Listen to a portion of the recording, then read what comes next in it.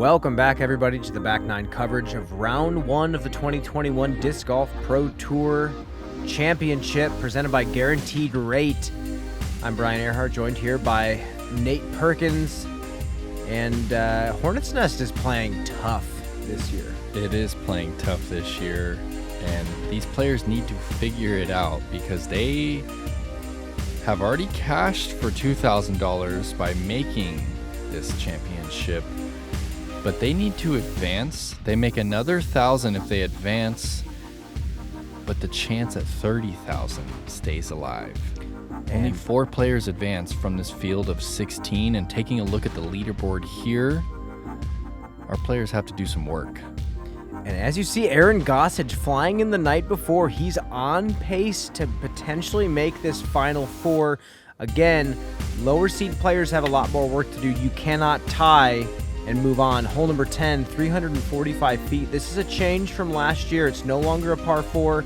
Another one of those things where they put the tee pad in the back of the landing zone for the par 4, and they push the basket back this year off and to the right. There's 2 gaps. And you can either throw a forehand through this left gap or kind of a flip-up backhand through the right. It's a tough line either way. Ooh, inside forehand. And that's a brutal kick for Emerson. Yeah, it's definitely a tough shape. Really tough to park this one. Yes. And it's not too difficult to hit that initial gap, but to actually get it all the way into the circle, pretty challenging.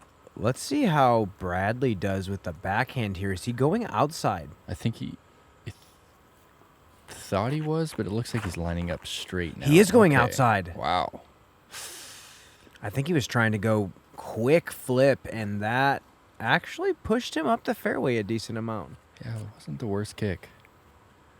He had the right angle on that one. Just started it off a little too far left. And a backhand as well for Thomas.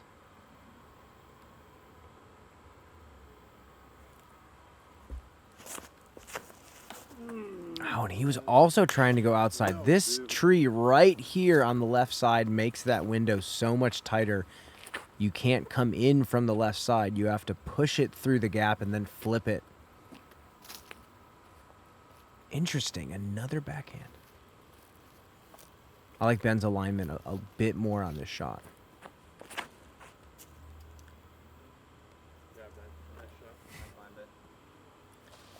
Uh-huh.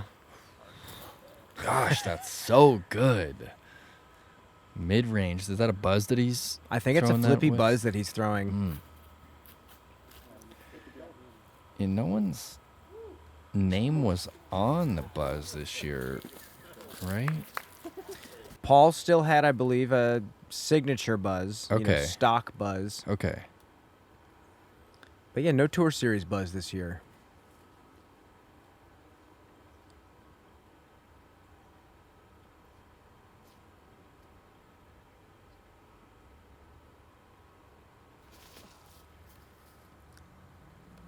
Yeah, one of the flagship molds saved for the world champions. Emerson getting up and down. He should have about a 15-footer to the basket. Oh, wow. Okay. That was an incredible recovery shot from Brad. And Ben. let's see a birdie here from Ben. 35 feet. Wow. Thanks. That push putt comes out with some serious pace. And that's got to feel good after the bogey on 9.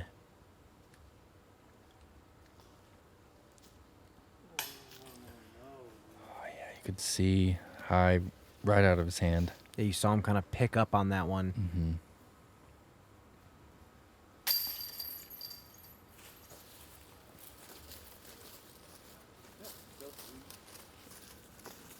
Tough change from last year. This hole playing a little easier in the par 4 placement. Now a very demanding hole. A lot of par 3s out here. Tough par 3s.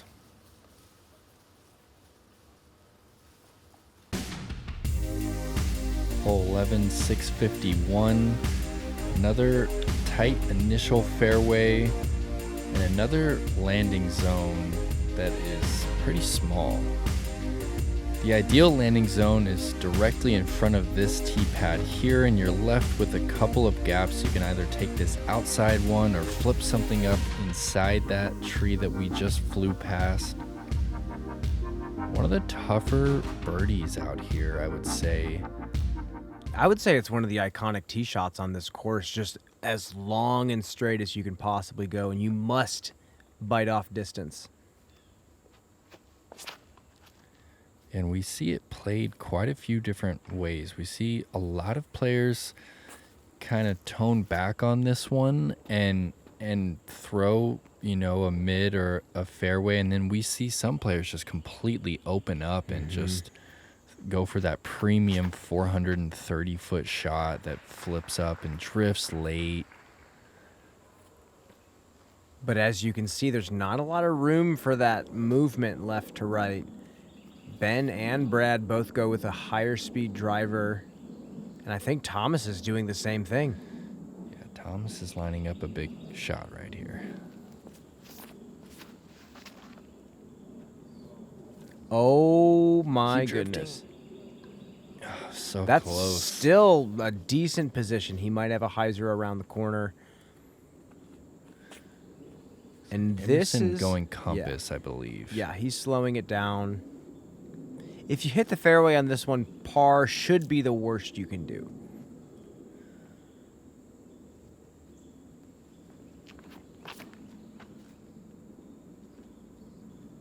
Oh, and look at that neutral flight right down the middle. Perfect. And he has a great look at the birdie as well. Yeah, we've seen Ben have to go to this stance quite a few times.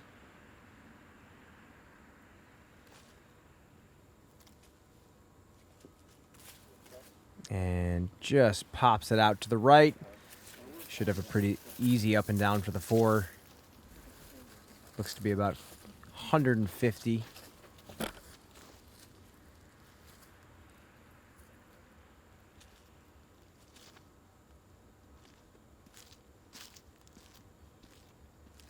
It's actually a great camera angle. You saw the power grip of Brad before his shot. T-Bird 3. A little bit more stability at the end of its flight. Oh, look at that. You know, you had said it on the front 9 about Brad's pace. Can you talk about that a little bit more? The speed that he's throwing? Yeah, I mean, he's obsessive about his shapes. And you said it. He's one of the premier teachers of the game in Texas. And like I was saying before, he practices what he preaches.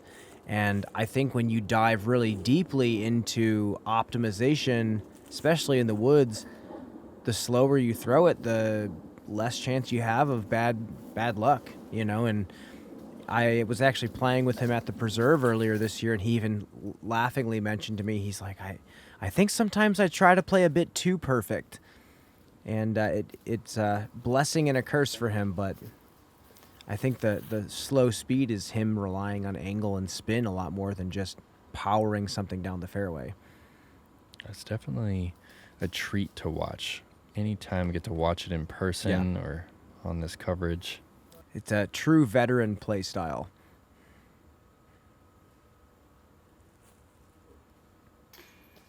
And there's that left side miss. We've seen it a few times already this round. Just not quite committing.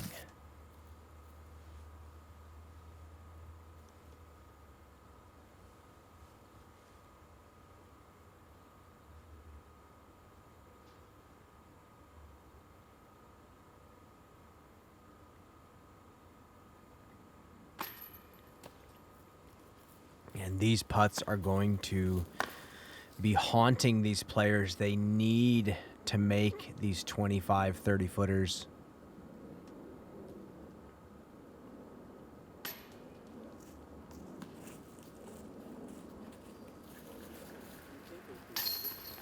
At a course where getting off the tee is hard enough, you know, these routine putts they have to be a given for you to move on in this tournament. And it's about that time in the round where they have to get it going. Yeah. I mean, Ben's at 3. We saw Queen at 5. We saw Gossage at 3.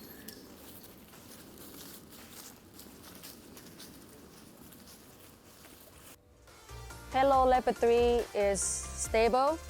It's wanna go straight all day long. That's why I love it. It feels good in my hand. It's just very comfortable to grip. Just throw, it's gonna fly straight for you. And I love their plastic. It is beautiful. Look at this color. When you have a pretty disc like this, you just want a birdie, right?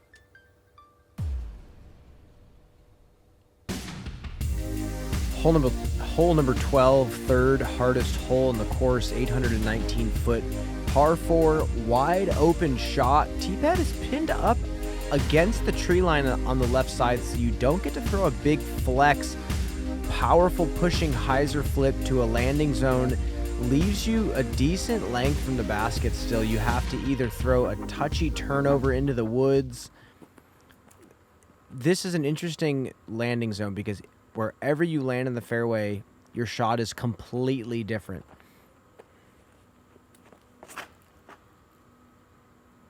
And Ben is throwing a flippy Punisher. Wow, that flips so late. And he threw that so high and it's still flipped, and he is not in a pretty spot right now. That right side is not where you want to be. You want to be on the left side of this fairway to have a decent look at the pin. Kind of think Brad's lining up a roller. This is pretty bold, huh, Nate? Haven't seen this play yet. And I think it's really working for him. No way. It's still going. That's one of the best tee shots I've seen on 12. And he's going to have a very nice angle to throw a turnover to the basket. What a bold move. There's no room off to the left to swing the anhyzer. Yeah, and there's no room. There's no room for air on that one at all. I mean, you can just throw a hyzer and still have a option to approach, but Bradley just laid it down so effortlessly too.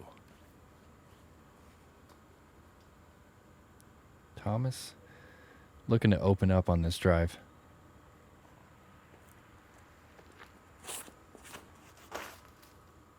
Oh, does it turn? I don't believe it will.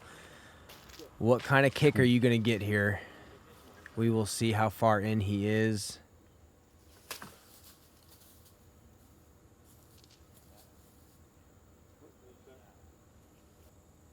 Okay. Just a couple of pitch outs, just trying to get into a decent spot. Ben has gone a bit far. Yeah, he's in 16's fairway over there.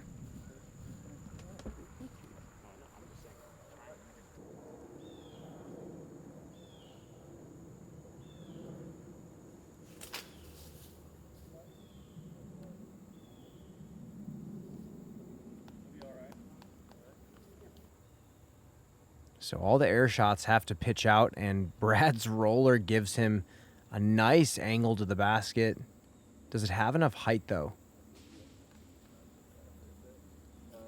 This is such a tough approach. You really have to get it to straighten out through that gap late in the flight. Very tough shape. If you recall Katrina Allen's turnover she threw on 18 at the World Championships this year, that's literally the shape that a lot of players are having to try to throw on this approach.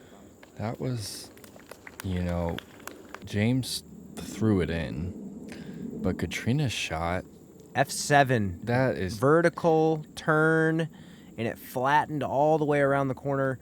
It's a tough line to hit. It's insane to hit, and you know what? She hit it 2 times before that. She actually hit that same shot in the Utah Open. Incredible performance by Kat to take down that world title. But yeah, I think of her skill set when I think of the second shot on this hole. Yeah, that's definitely.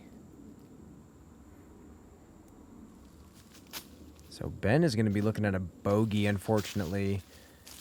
Brad is going to be taking a simple par there after kind of a missed opportunity on that second shot.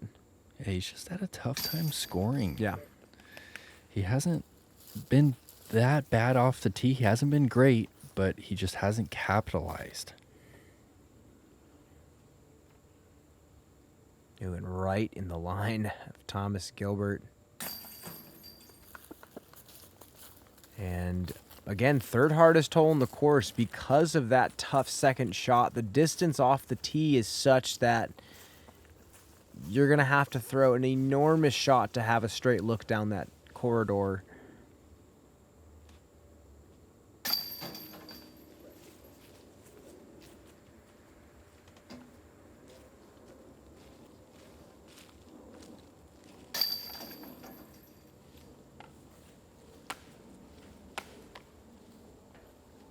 And a bogey for Ben puts him back to 2 under, moving into hole number 13. I love this shot.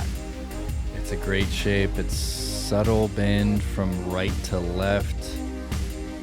A little slope from right to left as well. For the right-hand backhand player, it is very easy to go too straight. You really have to hit something on hyzer that's subtly flipping up. It actually sets up pretty well for the lefty backhand and the right-handed forehand turnover. And this is like we were saying earlier, this is like a big germ turnover. This is a push the disc straight and let the stability of the disc pop it over on that turn. I think Emerson is going to attempt that shot here. He loves those neutral stability discs. Explorers. Yeah, this should be an Explorer here, I believe. And I really think this stability of disc in general is a great type of disc to learn the forehand with. Something medium stability. Yeah, you know, a lot of players will lean on the overstability of a disc, and they don't realize that they're kind of using that as a crutch. The straighter that you can get a disc to fly, you know, the more pure your release is, and that can take you a lot longer than just an overstable disc can. Exactly. And as you see, Emerson got plenty of distance off that sidearm. He's deep of the basket. And here's Thomas trying the same line. He's kind of a hyzer favored forehand player, so we'll see if he can get this to pop all the way over. Oh, and he was fired up on that one. Okay, and Ben is also going for it, but he's throwing a Raptor. It kind of just shows you how We'll difficult see. the backhand is on this one. Yeah. Ooh, dips a little bit, and that hits a tree. He was going for just a pure chop sidearm. Yeah, I think the more stable of a disc you choose on this shape, the tighter that window gets. Yes. If you can throw flipper, you open that up because you can, as you said, throw it straight and let the stability just kind of drag it over to the left. Instead of trying to draw the line right off the tee. So Ben is throwing another forehand with that same disc, and he has thrown a great one. Drop in par.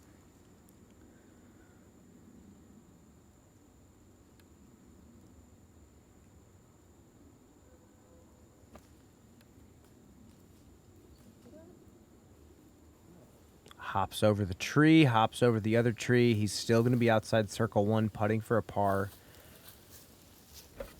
Still haven't gotten to Emerson, and here we are, 40 feet long. He needs to get something going here. And he's still going to be at even par through 13 holes. The window of opportunity is closing in.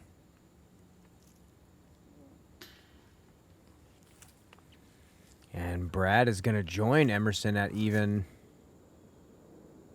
Like you said, similar rounds for the two players.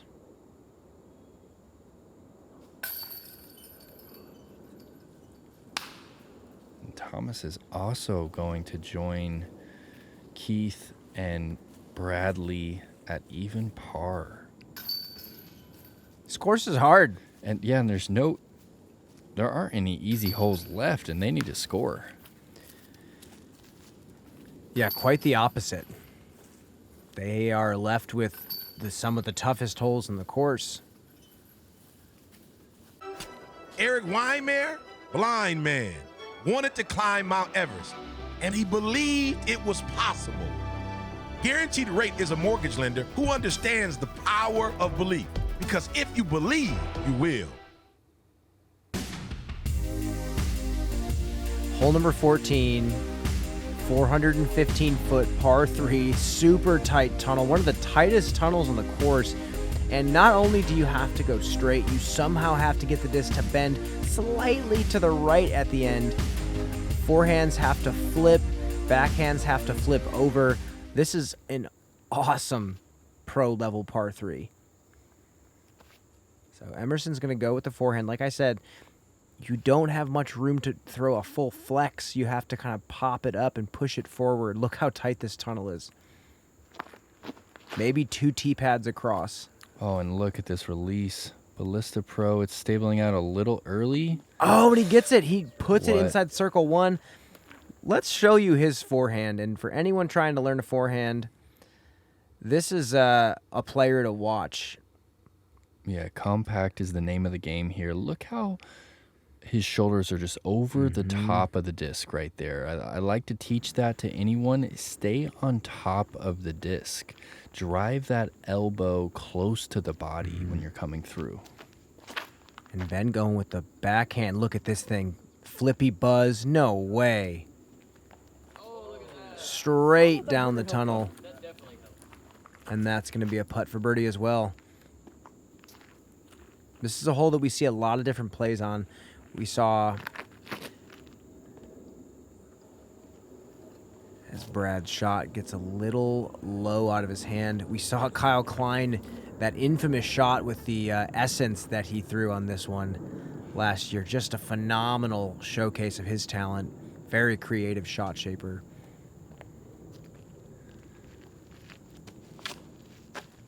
Oh, Thomas going with the forehand. Look at this. Beat it. Oh, and he hits a late tree. That's just outside the circle. Guys, we're going to finish out our hole. We're the higher hole, if you don't mind.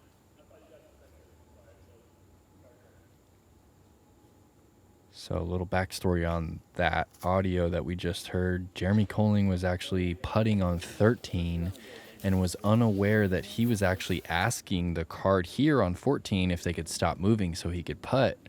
He thought it was spectators, because there's 30 minutes in between each card, and somehow the cards actually caught up to each other. So just to clarify a little bit of that confusion.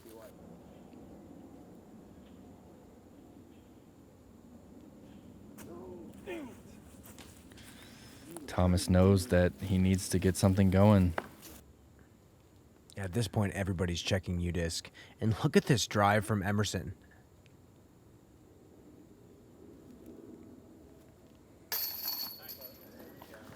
And that is what he needed. He's under par now. He's only 1 off Ben. And they have just a few holes left. And as hard as they can be, they're all birdieable. And that's what makes, to me, for the Tour Championship, this course is so perfect for it. Because there's so many challenging holes. Anything can happen.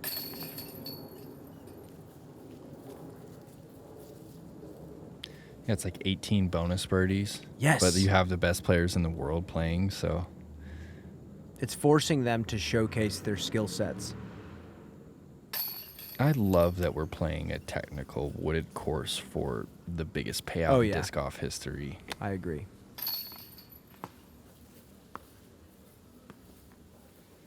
And we have a few pars and a birdie, and we move into hole number 15, the Gauntlet. Nate, what do you think? The Gauntlet. You see that Mando on the left there. You have to go to the right of that and look at this tight tunnel here. It's just one of those gaps that really gets in your head. I mean, it's only 321. It's slightly uphill, but you just can't miss it. And yeah, Emerson's just saying, I want to throw my bread and butter shot. I don't care if it's the optimal play. There's actually some trees that stagger it as such to where the forehand is a tight window. Lefty backhand's really hard on this hole because of that. And Ben goes with that flippy buzz again. If that gets a flare, it's not bad. Otherwise, he's still just an easy up and down for a 3. And Brad is going to go with that T-Bird 3.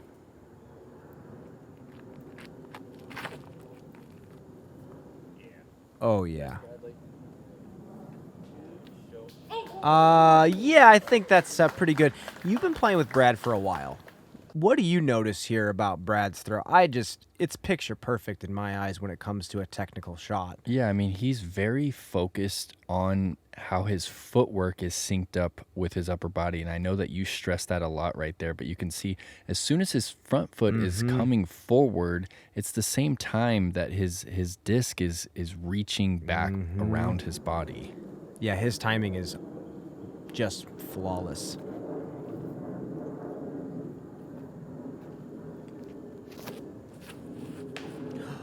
Oh, and that is the result we've all felt. We've all been there on this hole, and it sucks.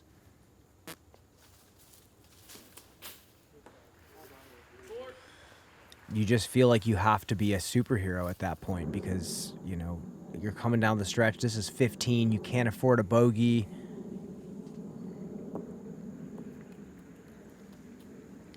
And that honestly that's as good as you can get. I mean, forehand roller from there, that's going to be a 4. Yeah. See if Ben can get something going. You best believe he's going to be running this.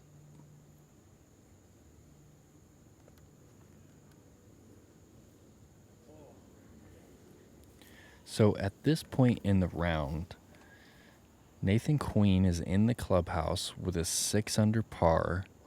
Raven is in with a 3 under par, and they still have a card behind them that is all playing pretty well. We got Germ at 3 under, Gannon at 3 under. So these players know that they need to at least get to 3, potentially 4, pending some bogeys or birdies from Gannon or Germ. And it's stressful. Oh, yeah. This type of survivalist format is really interesting from a psychological standpoint. Face gold, your lips, your turning blue. Every so good, but everything get this up to you. No, get a field of grass.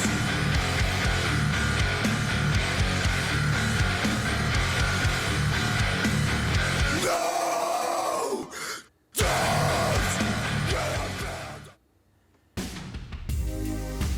Hole number 16, really interesting hole.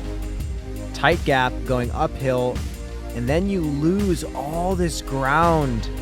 And there's OB deep, so you cannot throw too hard. You then have to fade naturally left. There's also a left gap that's tighter. Just a curveball. Really tough birdie. Definitely one of the holes I think of when I think of Hornet's Nest. Just a very unique hole. And there's actually another route that we didn't fly through that we might see. Okay, we are going to see Emerson attempt it with a forehand here. It's tighter. Needs some stability. And it... What? Oh, he's got to look. Did that roll Circle all the way 2. down the hill? He peered it for the most part. It caught a late tree and kind of kicked him down there.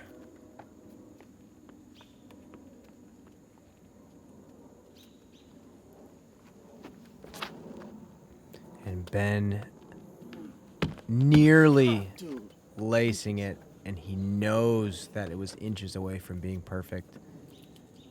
That's the name of the game, really. Yeah. I mean, that was such a pure line with that buzz. He is stressed. You see him, he knows where he's at. He knows that he's on the cusp.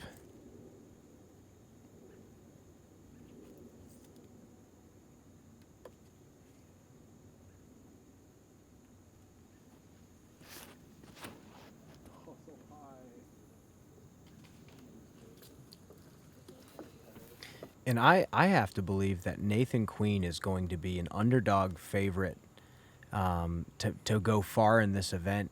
He's played Hornet's Nest so many times. He is a technical wizard in the woods. And, you see all these top names, but he's also the local, in North Carolina. So there's so many players that have potential to shoot well here. And at this point, I'm sure he's starting to see that it's looking like that's the number that'll put him forward. Yeah, it was kind of hard to, guess going into this round with so many new, tee pads and a couple new pin locations. It's hard to really put your finger on what these players are going to shoot. 6 is good. 6 is really good. I mean, you take one of the easiest holes in the course and you turn it into the hardest hole in the course today, hole 2. Yeah, and you do a similar thing with hole 5. Hole 5 was playing as one of the easier par 4s, and, now it's definitely not an easy par 3. Emerson coming back. He's now 2 down. He has a shot to move on after a sick birdie on 16, also getting 14. Now he's back in the mix.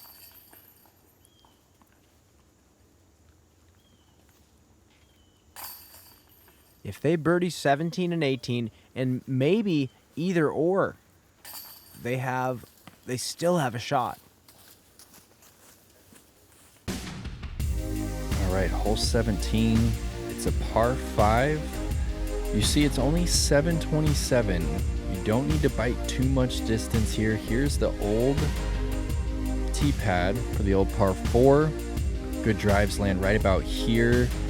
And then you're trying to get your second shot right here at the bend in the fairway.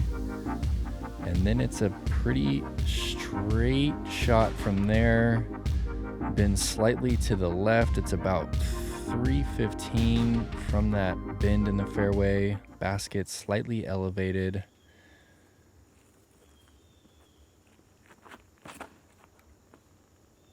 Very scoreable par 5, I would say. Look at this.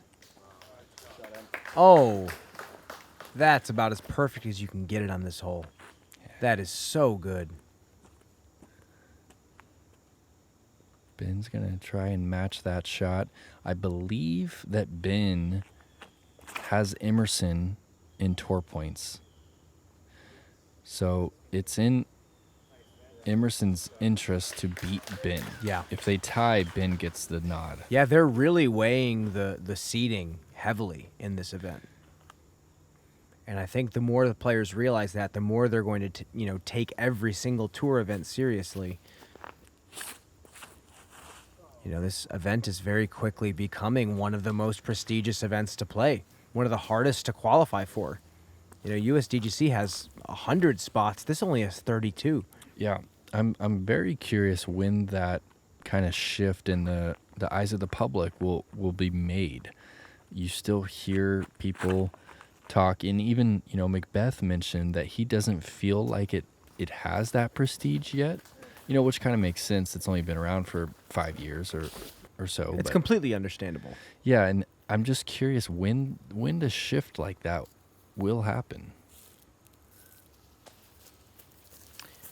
It just takes time, doesn't it? Yeah, and I think world champion is world champion. That is, the Europeans would have to be here in the States all year to even qualify for this event. That's a good point. We're missing a lot of high caliber players. Oh, and me and you have commentated on some, and it is a treat to watch what they're doing over there. Oh, no, Ben. That could be it for him right there. First available.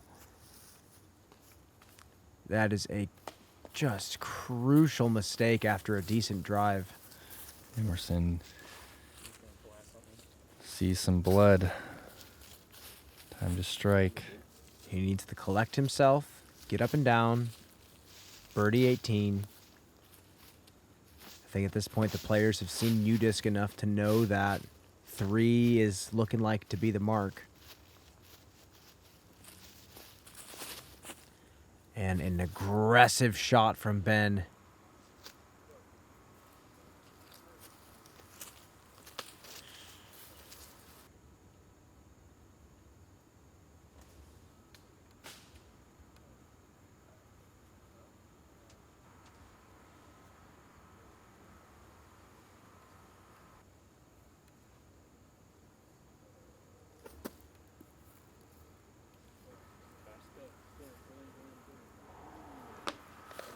doesn't hit a thing.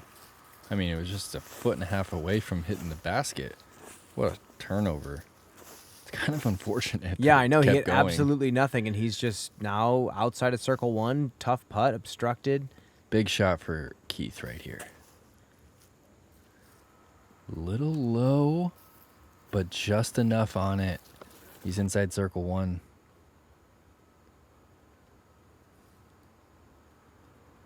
Ben just needs to get this one close, and he does.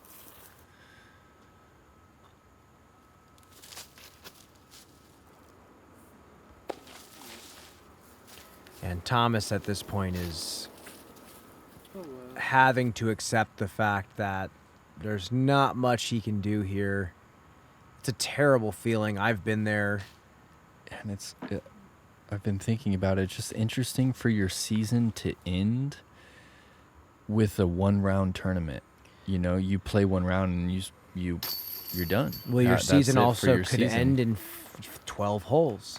You know, it could end in 15 holes, and you just Yeah. know it. You- If you're a you couple can't get over there. par, It's true. it's a unique feeling, but it's also a proud one knowing that you're a part of this historic event that has taken care of you as an athlete for being here and celebrating you for making it this far, which I think is how it should be. I think this event should be not treated like the World Championships. It should be treated as a celebration from a spectator standpoint as well as a player standpoint. I would like to see even more events happen this week. I'd love to see more like distance and putting and other things that can be showcased for the people.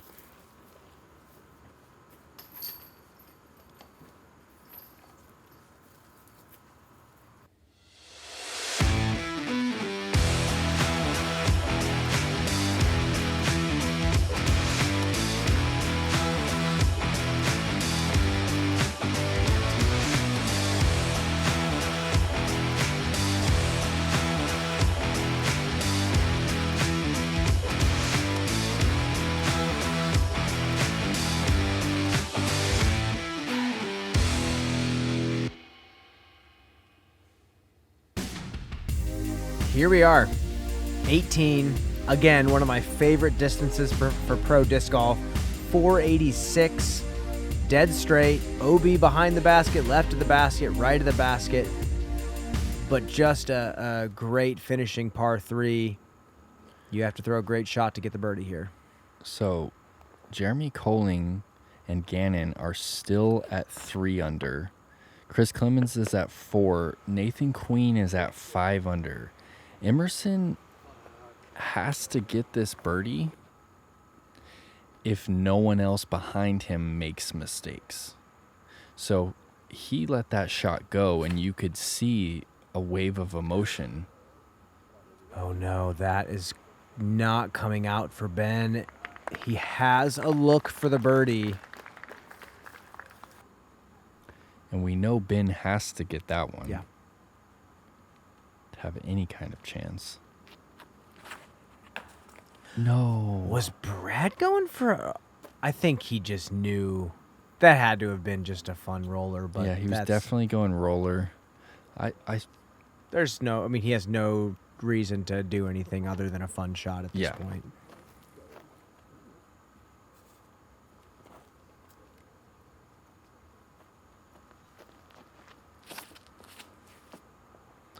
And Thomas throwing one for the fans, late drift. Oh, and I think he's safe. After a rough round, he gets some nice results. Brad's going to try roller again. I love this. He's choosing the re-tee.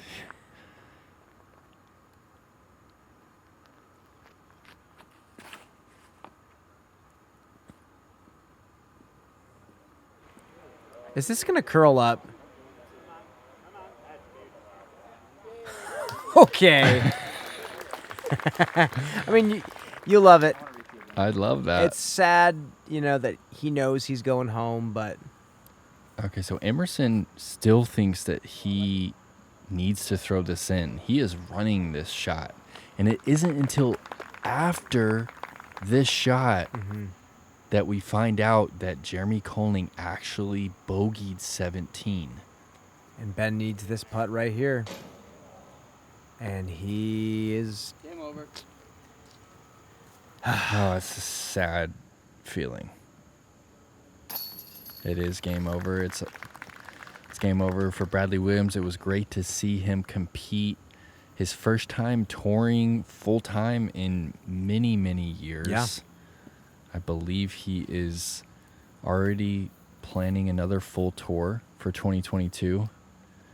And this guy's not going anywhere anytime soon. He's going to have a long career ahead of him. The pride of Canada. I've loved watching his game progress over the years. He works super hard. He cares so much, and he is always humble. Never thinks he knows enough. Always a student of the game.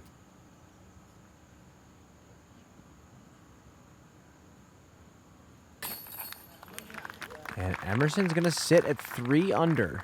He wins the card after a great late push. But now he just has to sit and watch UDisc and hope and pray that he makes it and moves on.